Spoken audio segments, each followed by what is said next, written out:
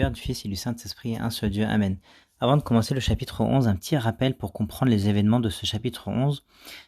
Donc ce rappel pour dire que Ézéchiel en fait a été déporté à Babylone, donc cette deuxième grande déportation du peuple d'Israël après celle des Assyriens. Et cette deuxième grande déportation s'est faite en 3 étapes en fait. Et Ézéchiel a été enlevé et emmené à Babylone lors de la première déportation, donc qui fait partie de cette deuxième grande déportation. Et en fait, ce qui s'est passé, c'est que Ézéchiel va avoir un message auprès du peuple en leur disant qu'il faut se repentir et que ça c'est une correction et que Dieu il veut que le peuple se repente de ses péchés pour qu'il puisse les ramener encore à Jérusalem. Et 70 ans plus tard, effectivement, après cette deuxième grande déportation, ils vont revenir à Jérusalem pour reconstruire la ville, etc. Mais le problème, c'est que là, on est au début de la déportation, là, et à côté d'Ézéchiel, il va y avoir d'autres faux prophètes ou d'autres guides du peuple ou d'autres grands chefs du peuple qui vont dire le message inverse en disant ça y est, Dieu il a fait ce qu'il avait à faire et nous on peut continuer à vivre comme on l'entend. Il y a une petite partie qui est partie à Babylone, mais il va rien nous arriver de pire encore. Et ça, c'était évidemment un faux message et Ézéchiel il se battait contre ce message-là en demandant au peuple de se repentir. Et donc c'est ça le message d'Ézéchiel et qu'on lit dans tout son livre. Et donc au début du chapitre 11, il y a écrit « L'Esprit m'enleva et me transporta à la porte orientale de la maison de l'Éternel, à celle qui regarde l'Orient. » Et donc en fait, Ézéchiel, comment ça fonctionne entre lui et Dieu, c'est que Dieu l'emmène, le transporte. Il est à Babylone pour rappel, et donc Dieu l'emmène à Jérusalem pour qu'il aille dire des messages là-bas pour prévenir le peuple, et il est transporté là-bas par l'Esprit de Dieu, évidemment. Donc ça, c'est évidemment aussi un miracle. Et il a des visions, et c'est ça qui le différencie ou qui le caractérise Ézéchiel, c'est qu'il a eu beaucoup de visions. Il y a un petit rappel aussi sur le temple de Salomon, le temple de Jérusalem. En fait, il est orienté à l'inverse de l'orientation qu'on a dans le Nouveau Testament. Vous savez que dans le Nouveau Testament, maintenant, nos églises sont orientées vers l'Orient, parce que le soleil se lève à l'Orient, et le Christ qui est notre lumière, qui est notre résurrection,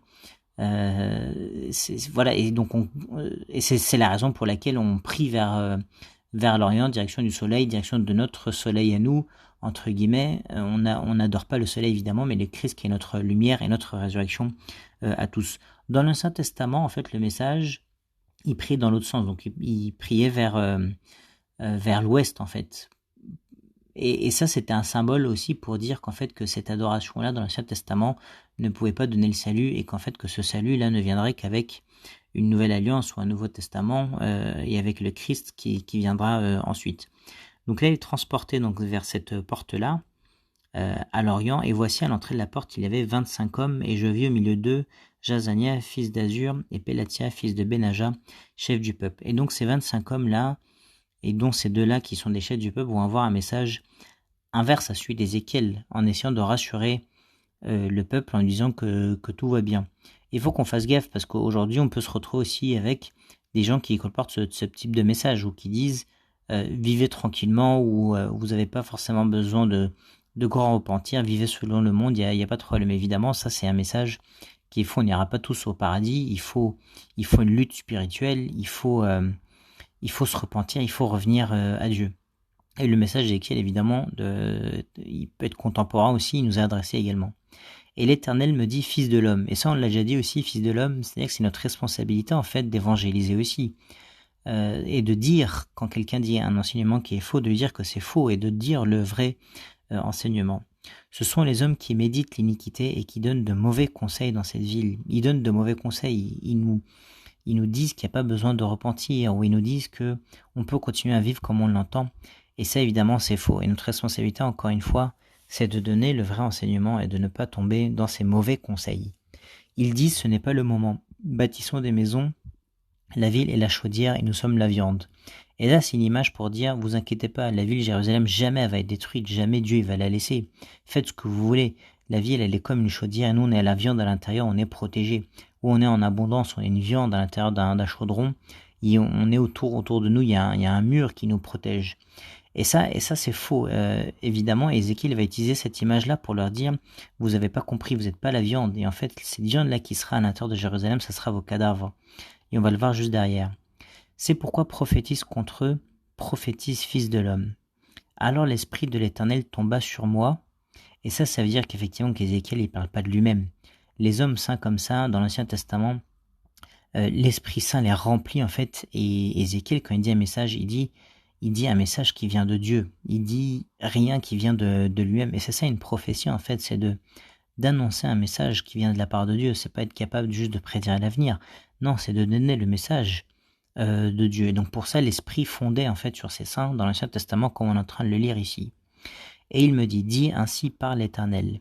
Vous parlez de la sorte, maison d'Israël, et ce qui vous monte à la pensée, je le sais. Vous avez multiplié les meurtres dans cette ville, vous avez rempli les rues de cadavres. Et là, ils vont dire, mais non, Ézéchiel, t'as rien compris, c'est Babylone, en fait, qui nous tue et qui nous massacre et tout. Mais là, en fait, c'est le rationnel de Dieu. Dieu, il nous explique qu'il nous arrive ces épreuves-là à cause de notre comportement à nous, parce qu'on est loin de Dieu. Et s'il nous arrive ça, c'est par correction. C'est vous qui êtes à l'origine des meurtres dans cette ville. C'est à cause de votre comportement que tout ça arrive et de votre non-repentir et de votre éloignement de Dieu. Du coup, il faut revenir à Dieu. C'est le même message de Dieu à Pharaon, par exemple, lors des 10 plaies, où Dieu il envoie une plaie une à une pour que Pharaon se repente de son mauvais traitement de son peuple, mais Pharaon refusait. Mais il est la cause des plaies. C'est pas Dieu qui envoie les plaies par plaisir, non, c'est par amour pour que les gens reviennent à lui. Et là, le peuple veut pas comprendre que tout ce qui leur arrive, c'est de leur faute en fait, et qu'il leur arrive certainement moins que ce qu'ils méritent, Dieu par sa bonté. Mais il appelle quand même les gens à lui et il veut les corriger. C'est pourquoi ainsi parle le Seigneur l'Éternel. Vos morts que vous avez étendus au milieu d'elles, c'est la viande, et elle, c'est la chaudière, mais vous, on vous en fera sortir. Et donc là, c'est le message d'Ézéchiel. Ne vous trompez pas, en fait. Ce qui va rester à l'intérieur de Jérusalem, c'est des morts, et vous en êtes la raison, parce que c'est votre correction pour que vous repentez. Et vous allez continuer à vous faire déporter, en fait, lors d'une deuxième et d'une troisième étape, comme le confirmera l'histoire derrière. Et le peuple a refusé d'entendre, a refusé de se repentir, et est resté têtu. Vous avez peur de l'épée, et je ferai venir sur vous l'épée, dit le Seigneur l'Éternel. Attention, une correction qui arrive par l'épée, par Babylone. Ils vont continuer de vous tuer. Et donc Ézéchiel, c'était ça son message, c'était de prévenir le peuple pour qu'il comprenne, mais il refusait en fait de revenir. Je vous ferai sortir du milieu d'elle, je vous livrerai entre les mains des étrangers, et j'exercerai contre vous mes jugements. Vous tomberez par l'épée, je vous jugerai sur la frontière d'Israël, et vous saurez que je suis l'Éternel. Et donc là, on ne pourra pas nier, évidemment, Dieu, il fait ça pour qu'on le reconnaisse, et pour qu'on reconnaisse que Dieu, il est vivant, il existe, évidemment. Et tout ça, c'est une correction qui vient de lui, et c'est par amour, encore une fois. Mais il faut qu'on comprenne ça, que c'est de la part de Dieu, et que c'est un appel d'amour à lui pour qu'on vienne à lui, parce que sinon, on fonce dans le mur tout droit. La ville ne sera pas pour vous une chaudière, et vous ne serez pas la viande au milieu d'elle. C'est sur la frontière d'Israël que je vous jugerai. Vous allez vous faire déporter. Et vous saurez que je suis l'Éternel. Donc il confirme l'idée. Donc vous n'avez pas suivi les ordonnances et pratiqué les lois, mais vous avez agi selon les lois des nations qui vous entourent. Et ça, c'est un message qui est pour nous aussi, parce qu'il est possible, nous aussi, qu'on suive les lois du monde, ou les modes de la société, en fait, et qu'on fasse tout ce que la société fait de mal, en fait, et avec toutes ses dérives et toute sa corruption. Donc il faut qu'on fasse attention, parce qu'on est tiraillé entre la loi de Dieu et l'observation des commandements, et le monde et la société corrompue qui nous tire vers ses mauvaises pratiques et sa corruption et sa convoitise. Comme je prophétisais, Pélatia, fils de Benajam, mourut. Je tombai sur ma face et je m'écriai à haute voix, « Ah, Seigneur éternel, anéantiras-tu ce qui reste d'Israël ?» Et là, donc on voit la chose s'accomplir, en fait, et la correction s'accomplir avec Pélatia qui est en train de mourir. Et malgré ça, le peuple va pas revenir. Mais celui qui va être triste à cause de ça, c'est Ézéchiel lui-même, parce que c'est un bon berger, parce qu'il voit son peuple mourir un à un. Où ça nous fait penser à Jérémie qui pleurait, ça leur fait pas plaisir de dire ce message-là. Mais ils le font parce que c'est leur responsabilité, c'est le message de Dieu. Et la correction arrive et se produit et le peuple ne veut toujours pas. Et donc Ézéchiel, il se prosterne même devant Dieu pour comprendre et pour se dire « Ah mais Dieu, ça y est, c'est fini, t'es en train de tous nous tuer à part un à cause de notre correction. » Et donc c'est une prière de la part d'Ézéchiel. Et Dieu va lui répondre en disant « Mais il faut que tu comprennes ce qu'ils sont en train de faire. » Et donc au verset 14, il y a écrit, et ensuite 15, « Et la parole de l'Éternel me fut adressée en ces mots. Fils de l'homme, ce sont tes frères, ceux de ta parenté et la maison d'Israël tout entière, à qui les habitants de Jérusalem disent, restez loin de l'Éternel, le pays nous a été donné en propriété. » Et donc Dieu, par son humilité, il explique à Ézéchiel ce qu'il est en train de faire. parce que le peuple d'Israël avec ses chefs, ils sont en train de se tromper, et les chefs là, ils sont en train de leurrer le peuple en lui disant de rester loin de lui, et en croyant que ça y est, ils vont gagner le paradis ou le pays en héritage ou l'avoir en propriété. Ça c'est faux, on n'ira pas tous au paradis, en fait, ça c'est le message pour nous.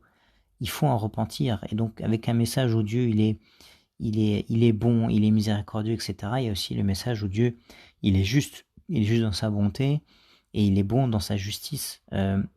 Et donc il faut jamais séparer l'un de l'autre, en fait. Dieu est les deux, et donc il y a un message de repentir qu'on doit faire véhiculer dans le christianisme, autant qu'il y a un message où on dit que Dieu est miséricordieux et amour, évidemment. Mais les deux vont toujours ensemble. C'est pourquoi tu diras, si parle le Seigneur l'Éternel, si je les tiens éloignés parmi les nations, si je les ai dispersés en divers pays, je serai pour eux quelque temps un asile dans les pays où ils sont venus. Et donc Dieu il explique, regarde l'effet de la correction. Il y en a qui vont aller se faire disperser à Babylone et dans d'autres pays, mais c'est comme ça qu'ils vont devenir saints. C'est ça leur chemin de sainteté, et qui font qu'ils vont revenir. Ça va donner un repentir pour un certain nombre d'entre eux. C'est pour ça que je fais ça, parce que si c'est pas ça, eh ben ils vont jamais se repentir, et dans ce cas-là, ça sera une mort éternelle. Donc Dieu l'explique à son prophète. C'est pourquoi tu diras, donc il faut que tu parles, Ézéchiel, ainsi parle le Seigneur l'Éternel. Je vous rassemblerai du milieu des peuples, et je vous recueillerai des pays où vous êtes dispersés, et je vous donnerai la terre d'Israël. Évidemment, Dieu, il est capable de disperser et d'emmener en déportation, et de la même façon, il est capable de les ramener. Et c'est ce qui va se passer 70 ans plus tard par un miracle. Évidemment, Cyrus va accepter que le peuple revienne pour construire Jérusalem qui a été complètement détruite. Donc Dieu est évidemment capable de faire ça. C'est là qu'ils iront, et ils en ôteront toutes les idoles et toutes les abominations. Mais ça marchera uniquement à condition qu'ils se repentent, qu'ils reviennent de leurs mauvaises actions et de leurs mauvaises pratiques, et qu'ils détruisent toutes les idoles et toutes les abominations. Je leur donnerai un même cœur. Et ça, c'est un joli verset pour dire que Dieu, ce qu'il veut, c'est l'unité. Il veut qu'on soit tous un même cœur, en fait. Et ça, c'est la preuve de l'humilité, et c'est la preuve du repentir. Une famille non repentie, c'est une famille où il y a une division, ou une église non repentie ou non humble, c'est une église où il y a de la division. C'est évidemment normal qu'on soit différents, avec des talents différents, mais ça n'empêche pas qu'il y ait un même cœur, une unité entre nous. Et ça, c'est la preuve du repentir, en fait, parce qu'on fait le lien. Juste avant, on parlait de repentir au verset 18, et donc au verset 17 et 18, etc. Et donc la preuve que tout va bien, ou qu'on a un même cœur, ou si on veut cette unité-là, et ben la condition c'est qu'on soit repenti et humble. Et je mettrai en vous un esprit nouveau, j'ôterai de leur corps le cœur de pierre, et je leur donnerai un cœur de chair. Et ça, évidemment, le cœur de pierre, c'est quelqu'un qui est mauvais, qui ne s'en rend même pas compte. Il a un cœur qui est têtu, et il reste là-dedans, et il ne s'en rend même pas compte. Et donc ça peut faire partie de nos prières. Dieu, donne-moi un cœur de chair, et ôte de moi le cœur de pierre, et fais-moi me rendre compte, en fait, de ma condition, afin qu'ils suivent mes ordonnances et qu'ils observent et pratiquent mes lois, et ils seront mon peuple, et je serai leur Dieu. C'est des versets connus, les versets 19 et 20, et on peut les apprendre. Mais pour ceux dont le cœur se plaît à leurs idoles et à leurs abominations, je ferai retomber leurs œuvres sur leur tête, dit le Seigneur l'Éternel. Ça, c'est le rationnel de Dieu. C'est que si vous arrive du mal, c'est à cause de vos œuvres. Et donc, et c'est ça que ça veut dire le verset 21. Et ensuite, c'est la fin de la vision. Sur ces derniers versets, les chérubins déployèrent leurs ailes accompagnés des roues, et la gloire du Dieu d'Israël était sur eux en haut. Donc là, Ézéchiel, il est en train de voir une vision, il est transporté depuis Babylone, et il est en train de voir là, à Jérusalem, et il parle à ceux qui sont là-bas. Et il voit les chérubins qui sont au-dessus, et la gloire de Dieu qui est au-dessus de la ville. Et là, ensuite, il y a écrit, la gloire de l'Éternel s'éleva du milieu de la ville, et elle se plaça sur la montagne qui est à l'orient de la ville. Comme pour dire que la gloire, elle quitte Jérusalem à cause du fait que Jérusalem a abandonné son Dieu. Et les pères de l'Église ont interprété ça aussi en disant que peut-être que cette montagne-là, c'est le mont des Oliviers, sur laquelle le Christ, il était lui-même aussi en train de pleurer sur Jérusalem parce qu'elle l'avait abandonné et qu'elle l'avait refusé. Parce que le Christ, il est la gloire de l'Éternel, évidemment. Et donc on peut faire facilement le parallèle avec ce verset 23. Et le peuple, pour rappel, donc a refusé Dieu, le peuple d'Israël.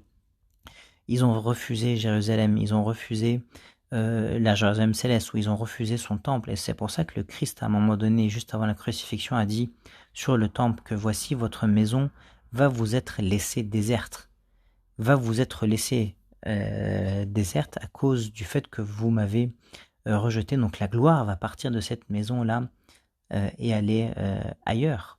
Et c'est ce qu'on est en train de lire là au verset 23.